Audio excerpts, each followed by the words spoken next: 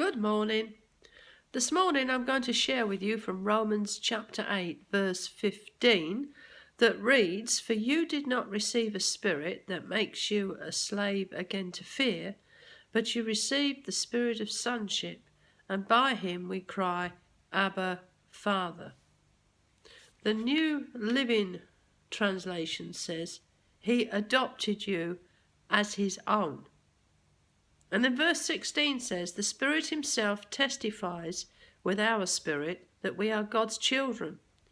Now, if we are children, then we are heirs, heirs of God and co-heirs with Christ, if indeed we share in his sufferings, in order that we may also share in his glory.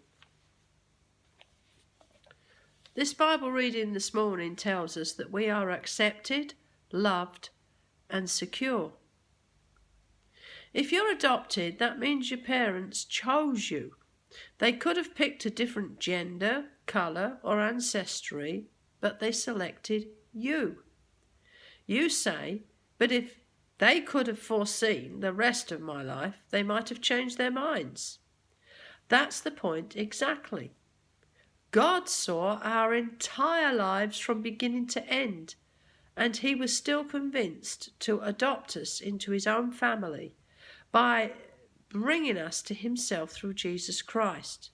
That's what it says in Ephesians 1 verse 5.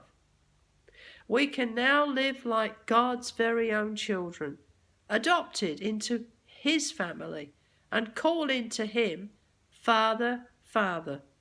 And since we are his children, we also will share his treasures. For all God gives to his Son Jesus is now ours too. God doesn't accept you because of your pedigree, and he doesn't reject you because of your divorce, deficiencies, debt, or silly choices we've made in life. You're his redeemed child. You can call him Abba, which means daddy or papa. You may approach God with freedom and confidence. And that's so, on your bad days as well as your good ones. And it gets better. Your adoption is horizontal as well as vertical. You're now a member of his redeemed family.